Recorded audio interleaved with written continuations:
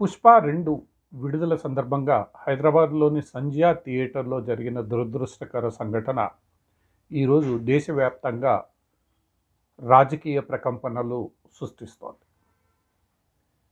తెలంగాణలోని కాంగ్రెస్ ప్రభుత్వం స్వయంగా ముఖ్యమంత్రి రేవంత్ రెడ్డి ఈ మొత్తం సంఘటనకు అల్లు అర్జునే బాధ్యత వహించాలని అసెంబ్లీ సాక్షిగా ఆరోపణలు చేయడం రాజకీయ ఆరోపణలు ప్రత్యారోపణలకు దారితీస్తోంది.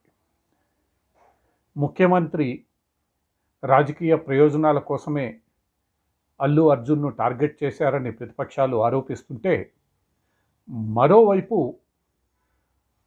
బాధ్యత కలిగిన ఒక సెలబ్రిటీగా అల్లు అర్జున్ ఇలాంటి సంఘటన జరగకుండా చూడాల్సిన బాధ్యత కలిగి ఉన్నాడని కాంగ్రెస్ నాయకులు, కాంగ్రెస్ ప్రభుత్వం విమర్శిస్తోంది.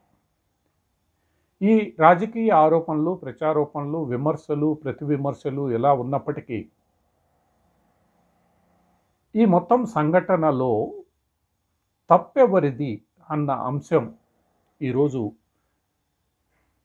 విస్తృతంగా చర్చించవలసిన విషయం.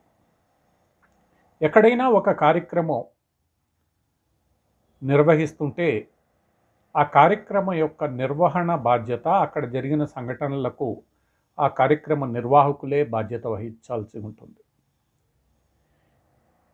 సంధ్యా థియేటర్ దగ్గర జరిగిన కార్యక్రమాన్ని నిర్వహించింది సినిమా నిర్మాతలు, థియేటర్ యాజమాన్యం.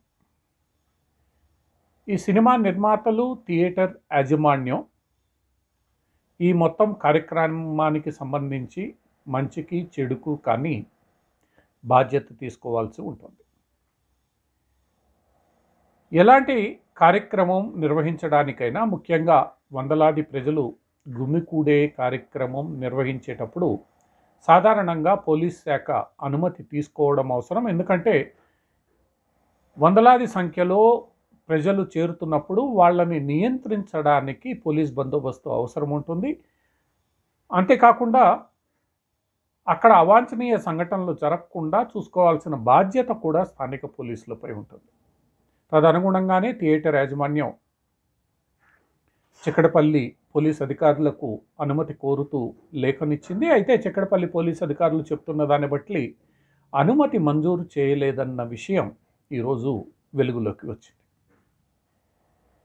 అనుమతి మంజూరు చేయని పరిస్థితుల్లో కార్యక్రమాన్ని అడ్డుకునే బాధ్యత స్థానిక పోలీస్ అధికారులదే. ఎన్నో సందర్భాలలో రాజకీయ నాయకులు, రాజకీయ పార్టీలు, ప్రజా సంఘాలు ఉద్యమాలు, ఆందోళనలు చేసే సందర్భంలో వాటికి అనుమతి లేని వేళ పోలీసులు ఆయా రాజకీయ నాయకులను, ఉద్యమ నాయకులను ఇంటిలోనే హోమ్ అరెస్ట్ చేసే పరిస్థితులు మనం చూస్తూ ఉంటాం. అటువంటి నేపథ్యంలో అల్లు అర్జున్ ఆ థియేటర్కు, అంటే అనుమతి ఇవ్వని కార్యక్రమానికి ఆ థియేటర్కు వస్తున్న సందర్భంలో పోలీసులు ఈ విషయాన్ని అల్లు అర్జున్కు తెలియజేయవచ్చు. లేదంటే అల్లు అర్జున్ వస్తున్న మార్గంలో అడ్డగించి ఈ కార్యక్రమానికి అనుమతి లేదు, మీరు వస్తే వందలాది ప్రజలు అక్కడ ఉన్నారు, వాళ్ళ ప్రాణాలకు ప్రమాదం ఏర్పడవచ్చన్న రీతిలో స్పందించి అల్లు అర్జున్ను వెనక్కి పంపించాల్సిన అవకాశము ఉంటుంది. అయితే ఈ కార్యక్రమం జరిగిన సంఘటన క్రమాన్ని నిశితంగా పరిశీలిస్తే పోలీసులు అలాంటి చర్యలేవీ చేపట్టలేదు. అల్లు అర్జున్ థియేటర్కు వచ్చారు. ఆ థియేటర్ లోనికి వెళ్ళడానికి ముందుగా పోలీసులు అక్కడ అల్లు అర్జున్ వ్యక్తిగత భద్రత కోసం వచ్చిన బౌన్సర్లు కలిసి ప్రయత్నించారు. దాంతో అల్లు అర్జున్ ఆ తోపులాట, తొక్కిసలాట మధ్యలోనే థియేటర్లోని బాల్కనీకి చేరుకున్నారు. దురదృష్టవశాత్తు ఈ అల్లు అర్జున్ బాల్కనీకి చేరుకునే క్రమంలో జరిగిన తోపులాట, తొక్కిసలాటలో ఒక మహిళ ప్రాణాలు కోల్పోవడం, ఆ మహిళకు సంబంధించిన కుమారుడు ఈరోజు ప్రాణాల కోసం పోరాడుతుండడం మనం గమనించవచ్చు. ఈ మొత్తం వ్యవహారంలో అప్పటికే అక్కడ వందలాది ప్రజలు గుమిగూలిన వేళ స్థానిక పోలీస్ అధికారులు ఎందుకు తగిన రక్షణ చర్యలు తీసుకోలేదు అన్న ప్రశ్నకు మాత్రం సరైన సమాధానం దొరకడం లేదు. ఒకవేళ అటువంటి ప్రమాదం జరిగే అవకాశం ఉందని తెలిసి అనుమతి నిరాకరించిన పోలీస్ అధికారులు అల్లు అర్జున్ను అక్కడికి చేరుకోకుండా ఎందుకు అడ్డుకోలేదన్న ప్రశ్న కూడా తలెత్తుతోంది. ఇది ఒక రకంగా పోలీసుల వైఫల్యంగా మనం భావించాల్సి ఉంటుంది. ఈ వైఫల్యాన్ని పోలీసులు కప్పిపుచ్చుకోవడానికి తమ రాజకీయ బాసుల యొక్క ప్రయోజనాలను కాపాడడానికి అల్లు అర్జున్ ప్రెస్ కాన్ఫరెన్స్ పెట్టిన వెంటనే పక్క రోజే హైదరాబాద్ నగర కమిషనర్ ఈ మొత్తం సంఘటనకు సంబంధించిన సాక్ష్యాలన్నీ బయటపెట్టేశారు. సాధారణంగా పోలీసులు ఒక కేసు ఇన్వెస్టిగేషన్ జరిగేటప్పుడు అన్ని సాక్ష్యాలను బయట పెట్టరు. సాక్ష్యాలు సాధారణంగా ఆ నిందితులకు శిక్ష పడడానికి వినియోగించబడతాయి.